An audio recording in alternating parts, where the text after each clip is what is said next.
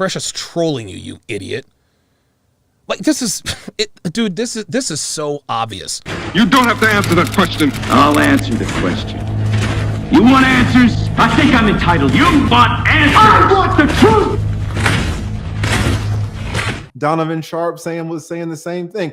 Oh, he's just trolling. He's just trolling for content. These two are too stupid to realize that Fresh Prince CEO was clearly just using this girl to not only troll everyone, but also for content.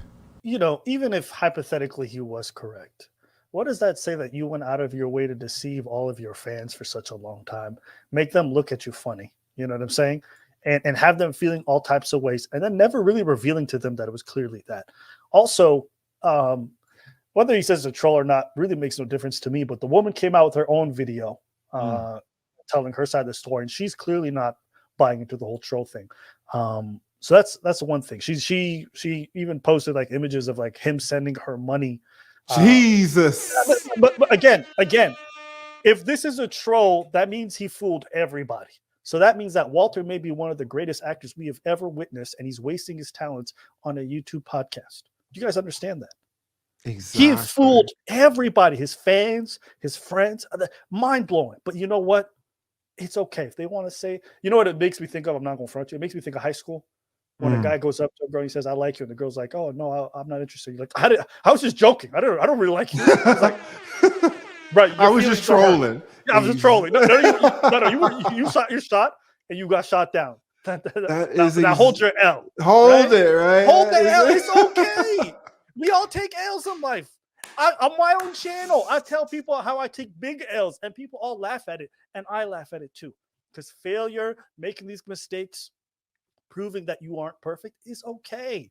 Yes. You know what I'm saying? It's okay. So I think the whole troll argument, I think, is nonsensical. And I think one of the most telling parts about it is that despite all the evidence that it's clearly not a troll, for Donovan to come out and say that, it's like, wow, okay. So you are going to give this man the benefit of the doubt despite all this evidence.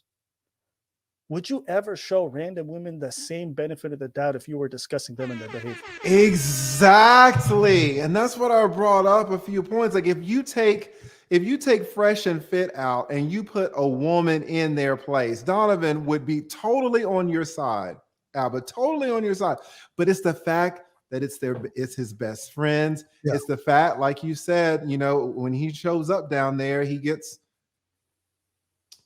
eyeballs, let's say. I would hate to call it clout, but I mean, it's true. He gets attention when he's down there. He has a financial incentive, just like you said, to support these guys blindly, right? An hour-long video, not one great argument, not one good argument. And this is coming from a person who's been arguing for 20 years, coming from a person who had Donovan on his show on Friday, right? I'm not biased in this. He was in my monologue on Friday for an hour. Yeah. All right. So it's not like I'm biased, but I didn't hear one good argument in that motherfucker. And you want to know the most interesting thing? It's like everyone's like, he said, yeah, these guys are they're envious and they're trying to destroy Fresh and Fit. I'm like, bruv, we didn't even start this.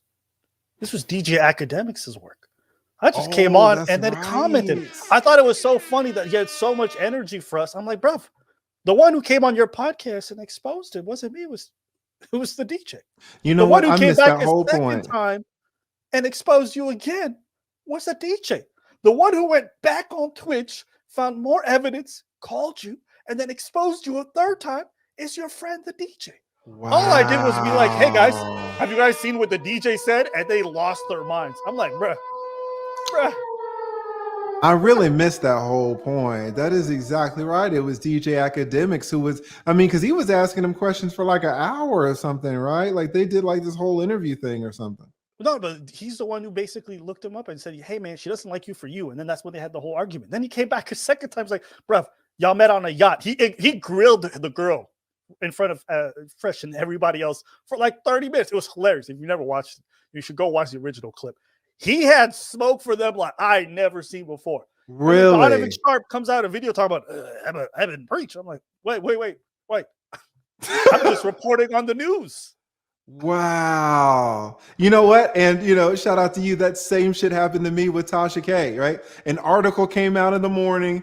3 YouTubers made a video about an article. I'm like, I'll make an article. For some reason, that chick came straight for me, made a beeline for my channel with 50,000 subscribers. Right. Yeah, so it's weird how people will just pick you out of nowhere and focus all of their energy on you. I didn't even pick that up. I should have mentioned that in my monologue. That's a great point. I didn't even notice that it actually was DJ Akademiks that put the whole thing on blast. Yeah, it was entirely his doing. I had no idea. So for me, I was just on the outside watching. I thought it was hilarious. But this actually makes sense now, going back to the first bias, because again, I don't know if you saw this, but he said that he felt terrible about not defending them against you, not defending Fresh and Fit against you the first time. This was his second bite at the apple. Right? He didn't feel so terrible about defending. He didn't apologize for not defending Fresh and Fit from DJ Akademiks or all that. He felt bad about not defending him against you guys. And now here's his chance. Here's his opportunity. Yeah. Well, listen, whatever's going through his mind and whatever's justifying this, whatever his motivations might be, I'm not entirely sure. I just look at the response itself, and I think it's kind of telling just watching it based off the clips that I did see. But, at the end of the day, if you have friends, you want them to tell you the truth. All right. I don't want my friends to defend me before they hold me accountable. If I fucked up, I don't need my friends to come into my defense. I need my friends to tell me I fucked up. I don't need my friends to go make a YouTube video and say, hey man, the people are coming at you. It's like, no, listen, you know what? You did fuck up. And this is where you could have done better. And that's the conversation that needs to be had. So I think me personally, I think that would be where I think my focus would have been in terms of being a good friend. You don't have to answer that question. I'll answer the question. You want answers? I think I'm entitled. You want answers? I want the truth.